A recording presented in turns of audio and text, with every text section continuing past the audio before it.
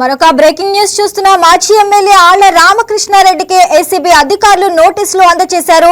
హైదరాబాద్ లో నోటీసులు అందజేసిన అధికారులు రాజధాని ఇన్నర్ రింగ్ రోడ్డు కుంభకోణం కేసులో కోర్టుకు హాజరై తమ వాదన వినిపించుకోవచ్చని తెలిపారు.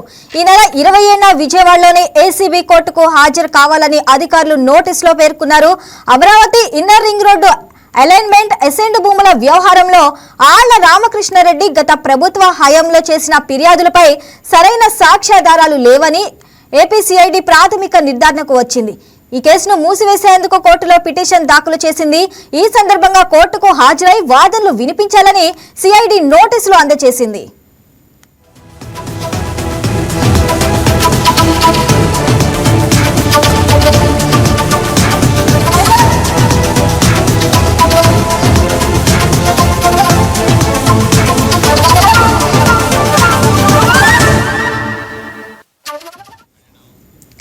రైట్, ఇక దీనికి సంబంధించి మరింత సమాచారం మా కరెస్పాండెంట్ రాజేష్ అందిస్తారు.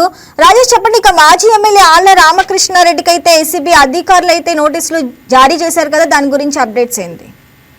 శ్రావణి, సీఎం చంద్రబాబు మీద గతంలో నమోదైన కేసులకు సంబంధించి ఇన్నర్ రింగ్ రోడ్డు కేసు కూడా ఒకటి ప్రధానంగా ఉందని చెప్పుకోవచ్చు. ఏదైతే 2014లో అప్పుడు టీడీపీ ప్రభుత్వం అధికారంలోకి వచ్చిన తర్వాత ప్రధానంగా అమరావతి రాజధానిని ఎంపిక చేశారు.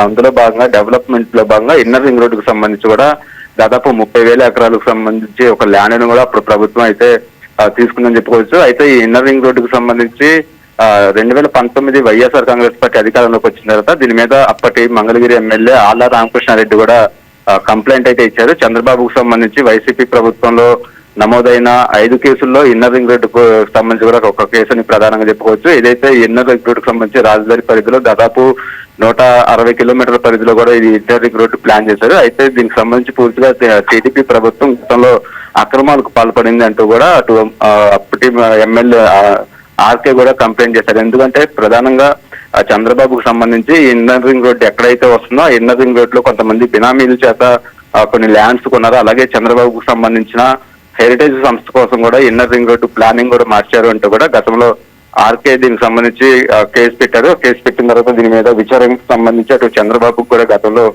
నోటీసులు కూడా ఇచ్చిన పరిస్థితి అయితే ఉంది. అయితే పూర్తిగా అటు వైఎస్ఆర్ కాంగ్రెస్ పార్టీకి సంబంధించిన కేసుల్లో ఇన్నర్ రింగ్ రోడ్డు కేసు అలాగే పూర్తిగా ఇప్పుడు ప్రభుత్వం అధికారంలోకి వచ్చిన తర్వాత ఒక్కొక్క కేసు మీద కూడా విచారణ జరుగుతుంది. దానికి సంబంధించి ఇటీవల కాలంలోనే స్కిల్ డెవలప్మెంట్ కేసు కూడా పూర్తిగా ఫాల్స్ కేసు అంటూ కూడా దానికి సంబంధించి ఏసీపీ కోర్టు కూడా దాన్ని కొట్టివేసిన పరిస్థితి అయితే ఉంది. అయితే ఇన్నర్ రింగ్ రోడ్డు కేసుకు సంబంధించి కూడా ఏసీపీ సిఐడి అధికారులు కూడా గతంలో విచారణ చేశారు. విచారణ చేసిన అనంతరం కూడా ఏసీబీ కోర్టులో దీనికి సంబంధించి పూర్తిగా ఫాల్స్ కేసు అంటూ కూడా చెప్పడం జరిగింది. అయితే దీంట్లో ఫిర్యాదుదారుడుగా ఉన్న ఆర్కేకి సంబంధించి ప్రధానంగా నోటీసులు కూడా ఇచ్చారు. గత 2 రోజుల క్రితం మంగళగిరిలో ఆర్కే నివాసానికి నోటీసులు ఇచ్చేందుకు కూడా అటు అధికారులు వెళ్లిన నేపథ్యంలో ఆయన అక్కడ లేకపోవడంతో ఇవాళ ఉదయం హైదరాబాద్ లో ఆయన నివాసానికి వెళ్లి పూర్తిగా ఈ కేసుకు సంబంధించి ఫైనల్ గా తమ స్టేట్మెంట్ అనేది కూడా ఇవ్వాలి అంటూ కూడా ఇప్పటికే నోటీసులు ఇచ్చినట్టుగా తెలుస్తుంది. ఈ నెల 27వ తారీఖు ఏసీబీ కోర్టుకు వచ్చి దీని మీద పూర్తిగా ఆ కేసుకు సంబంధించిన డీటెయిల్స్ కావచ్చు, లేదంటే ఫాల్స్ కేసు అని తమ విచారణ తెలియదు కాబట్టి దానికి సంబంధించి ఒక స్టేట్మెంట్ ఇవ్వాలంటూ కూడా ఆర్కేకి అయితే నోటీసులు ఇచ్చారని చెప్పుకోవచ్చు. అయితే చంద్రబాబుకు సంబంధించిన స్కిల్ డెవలప్మెంట్ కేసు కావచ్చు, అలాగే లిక్కర్ స్కామ్ కావచ్చు, అలాగే ఇసుకకు సంబంధించిన కేసులు, అలాగే ఇన్నర్ రింగ్ రోడ్డుకు సంబంధించిన కేసు మొత్తం కూడా పూర్తిగా 5 కేసులు నమోదైన నేపథ్యంలో ఒక్కొక్క కేసు మీద కూడా పూర్తిగా అటు సిఐడి అధికారులు పూర్తి స్థాయిలో విచారణ చేస్తున్నారు. అయితే వైఎస్ఆర్ కాంగ్రెస్ పార్టీ అధికారంలోకి వచ్చిన తర్వాత పూర్తిగా చంద్రబాబు మీద కక్షపూరితంగానే ఈ 2 కేసులు మొత్తం కూడా నమోదు చేయడంతో పాటు స్కిల్ డెవలప్మెంట్ కేసులో ఆయన దాదాపు 58 రోజుల పాటు కూడా అటు రిమాండ్ లో కూడా ఉన్న పరిస్థితి ఉంది. అయితే ఆ కేసులకు సంబంధించి పూర్తి విచారణ చేసి అందులో నిజం ఎంత ఉంది, ఫాల్స్ ఎంత ఉంది, ఇది అక్రమంగా పెట్టారంటూ కూడా పూర్తి విచారణ చేస్తున్నారు. అందులో భాగంగానే ఇన్నర్ రింగ్ రోడ్డు కేసుకు సంబంధించి కూడా ఒక కీలక మలుపై జరిగిందని చెప్పుకోవచ్చు. ఆర్కే అయితే గతంలో దీని ప్లానింగ్ మార్చడంతో పాటు కొన్ని అసైన్ భూములకు సంబంధించి అటు పెద్దకూరపాడులో కావచ్చు, మంగళగిరి సబ్ రిజిస్ట్రార్ ఆఫీస్ లో పూర్తిగా బినామీల పేరుతో వీటిని రిజిస్ట్రేషన్ చేశారు. అంటే తమ వారికి లబ్ధి చేరే విధంగా కూడా ఈ ప్లానింగ్ మొత్తం మార్చారు. ఇందులో అవకతవకలు జరిగాయంటూ కూడా వైఎస్ఆర్ కాంగ్రెస్ పార్టీ అధికారంలోకి వచ్చిన కేసుని నమోదు చేయడం అప్పుడు వాళ్ళ ప్రభుత్వం ఉంది కాబట్టి పూర్తిగా కేసును ఫైల్ చేసిన నేపథ్యంలో ఇప్పుడు పూర్తి విచారణ అయితే జరుగుతుంది. ఈ నెల 27వ తారీఖు వచ్చి మరి ఆర్కే ఎలాంటి స్టేట్మెంట్ ఇస్తారనేది కూడా కొంత ఆసక్తిగా మారిందని చెప్పుకోవచ్చు. ఎందుకంటే 2024లో వైఎస్ఆర్ కాంగ్రెస్ పార్టీ అధికారం కోల్పోయిన తర్వాత పూర్తిగా అతను పార్టీకి కూడా అటు జగన్మోహన్ రెడ్డికి కూడా దూరంగా ఉన్న పరిస్థితి ఉంది. అయితే కేవలం అటు అధికారంలో ఉన్నారు కాబట్టి ఈ కేసుని అప్పుడు పెట్టారా, లేకపోతే ఇందులో సాక్ష్యాలు ఏంటి అనేది కూడా ఆర్కేని మరొకసారి విచారించిన అనంతరం కూడా 27వ తారీఖు ఆయన ఏసీబీ కోర్టుకి హాజరయ్యి ఎలాంటి స్టేట్మెంట్ ఇస్తారు అనేది కూడా కొంత ఆసక్తిగా అయితే రాజేష్, అసలు మారింది. విచారణకు హాజరయ్యే అవకాశం ఉందంటారా?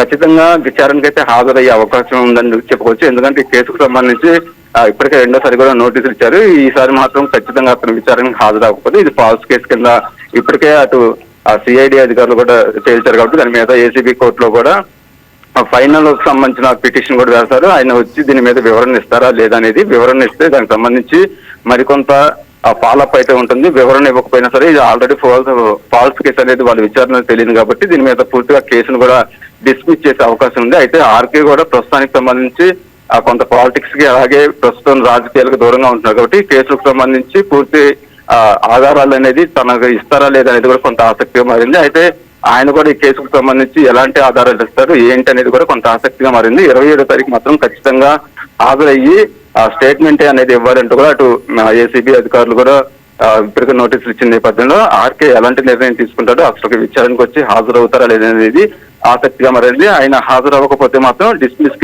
చేసి ఈ కేసును కూడా క్లోజ్ చేస్తారని తెలుస్తుంది. Sravani. Right Rajesh, thanks for the updates.